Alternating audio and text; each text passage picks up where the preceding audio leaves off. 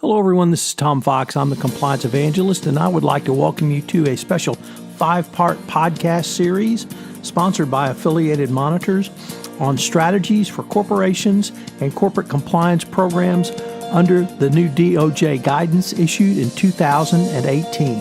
First, a word about Affiliated Monitors.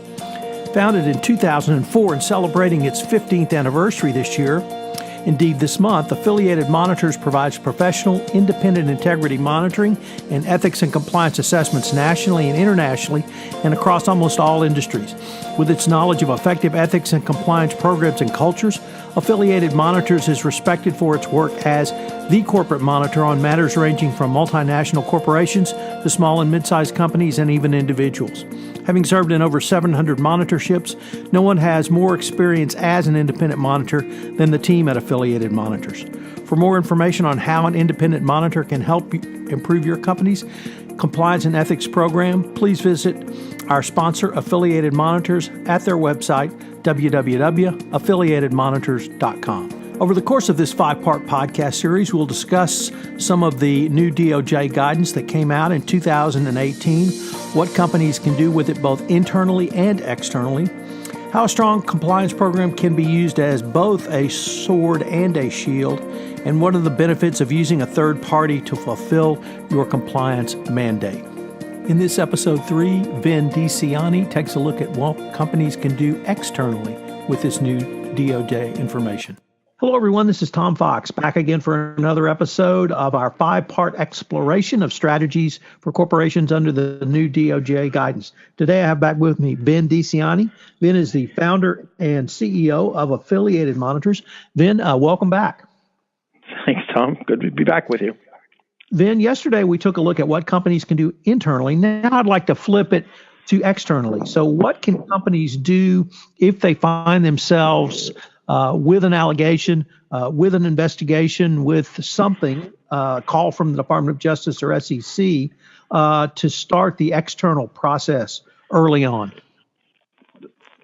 So I think there's a couple of things that can be done, and it doesn't necessarily have to emanate from an event, or somebody reporting something.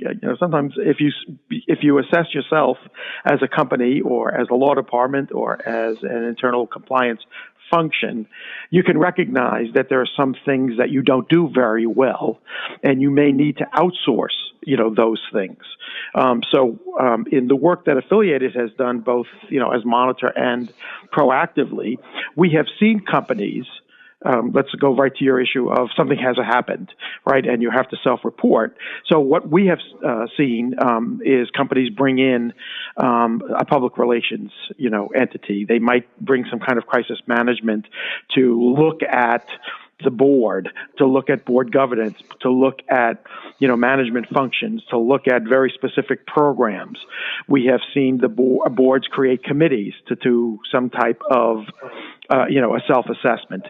We've also seen people being brought onto boards externally who can bring, perhaps a different vision and a different perspective. So when we start talking about externally, in a crisis situation, we have seen that occur. Sometimes a company will recognize they need some expertise in investigations, especially in the FCPA area. Internally, a lot of companies are just not equipped to handle an investigation of an FCPA matter, and they have to outsource that to a law firm with expertise in investigations, particularly if it's a multinational and you have to have some reach around the world. You have to go external, to bring in, some talent to be able to look at that. So that's just one area. We have seen other companies do things like outsource third-party due diligence. So that's another external way of looking at your program. And sometimes it's a company that will do the third-party due diligence for a company. So rather than having, somebody in the company doing that, they will outsource due diligence. Sometimes it's a great thing, because these companies that are out there, and you know them as well as I do, have an expertise and have a reach that a company just doesn't have. If they're hiring somebody or doing due diligence on a subcontractor or something. Some companies will outsource maintenance of electronic records and their cybersecurity because they just don't have the capabilities in-house to do that kind of thing. We've worked with companies who will have, believe it or not, an internal audit externally done, and they'll just bring an external company in to be the internal auditor. Sometimes that can be very effective when a company just doesn't have the wherewithal to do it. We've also seen some companies work, not necessarily in the FCPA space, but in the government contracting space. We will see companies that will bring in contract administration types of services so that they stay on top of their contracts. And the other one that we've seen a lot is forensic accounting, bringing in, one of the forensic accounting firms to help, do some of that kind of auditing.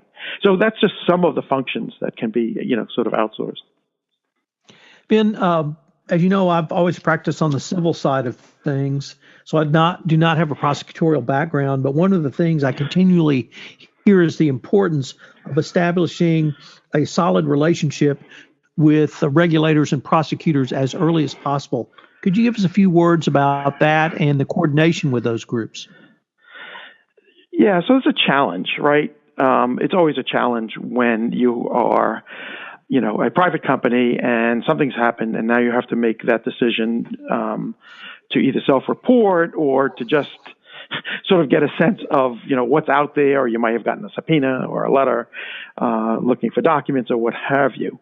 So, it's a challenge. I'm going to say that, and a lot of the conversation that I've been involved in and have heard includes, I'm going to give you the challenges and I'm going to give you some of the ideas right around it. Once you start coordinating with a government agency and you voluntarily decide to report something, you may be waiving attorney-client privilege, right? You may be, especially under this new guidance, you may have to cooperate fully and identify names and individuals within the company. You may have to produce documents. So those are sort of the considerations. Now, on the other hand, what we have seen is some companies through counsel successfully navigate who to report to.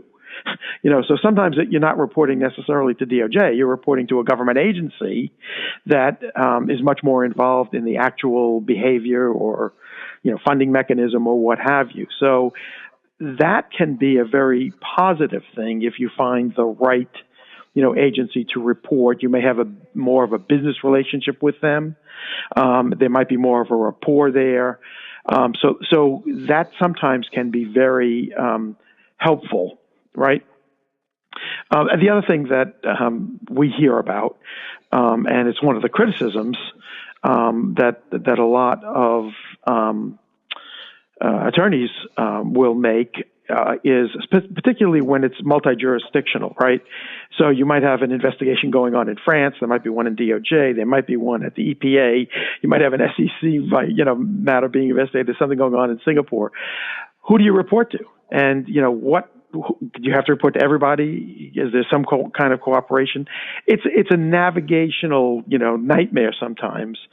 As counsel would prefer to have sort of a global settlement, sometimes that's not easily done, right? So, there's just lots of considerations there. I think what we have seen as monitors, and sometimes we're brought in proactively in situations like that, when attorneys develop relationships, when they have self-reported and the company's fully cooperating, they do get a much better ear, right? And they do get sort of special consideration. It may be sort of reduction in some of the penalties, but it's a tough navigation, Tom.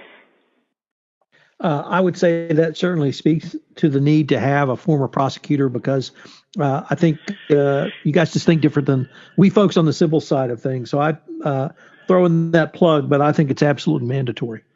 Yeah. I agree with you. I do. I mean, that's you can't undersell that, because they know sort of the lay of the land. They know personalities. They know what the government is looking for and needs. And so I agree with you. I think that's an invaluable consideration. So, Ben, what might be some of your thoughts on a little bit different focus? You talked about the third-party due diligence. What about the M&A process, particularly the pre-acquisition component? Yeah. So, again, we've seen it through some of our experience in monitoring companies who have acquired a company during the monitorship, and we've also done some due diligence for companies looking to purchase other companies. So it's a sort of a variety of experiences that we've had. And so and that's a consideration now under the DOJ guidance, mergers and acquisitions and what's pending, what's contemplated, because DOJ wants to know, have you done your homework on the company that you're looking to acquire or is looking to acquire you? Who are they? Where have they been? Do they have anything in their background that's going to cause, some problems with, a deferred prosecution agreement or, sometimes of administrative agreement. So here's some of the things that we think about, and that is that the due diligence that has to occur or that does occur when a company is looking to acquire another company can't just be focused on sort of the numbers, and that type of thing. There's the softer side, and that's us, Tom. The compliance side, that softer side, does need to be considered. You need to look at whether or not the company does have a compliance program. Does it have a hotline program? Are there complaints to the hotline?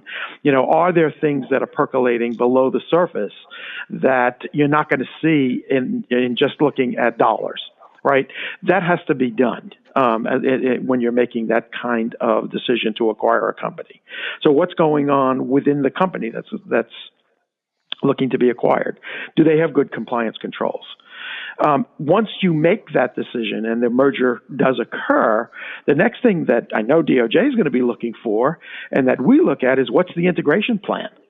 Do you want the company that you're purchasing to be, fully implemented into your company, or are they going to be a standalone? Is their compliance program going to be used?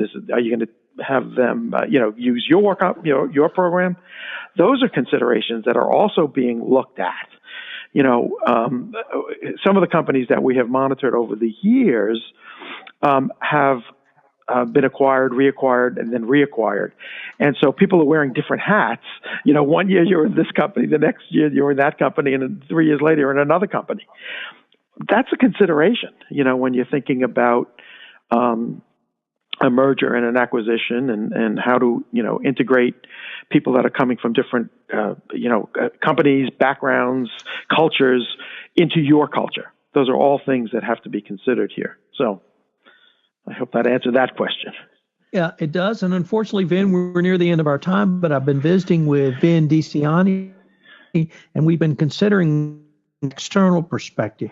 I hope you'll join us for our next episode tomorrow, where we take a look at can strong compliance programs be used as either a shield or a sword, or perhaps both. So, Vin, thanks, and I look forward to continuing the conversation. Thanks, Tom. Hello, everyone. This is Tom Fox again. I hope you've enjoyed this episode and our exploration of strategies for corporations under the new DOJ guidance, which was issued in 2018. And I hope you'll join us again tomorrow for another episode. Please check out Affiliated Monitors at their website, www.affiliatedmonitors.com. Affiliated Monitors is the sponsor of this podcast. The podcast has been a special presentation of the Compliance Podcast Network.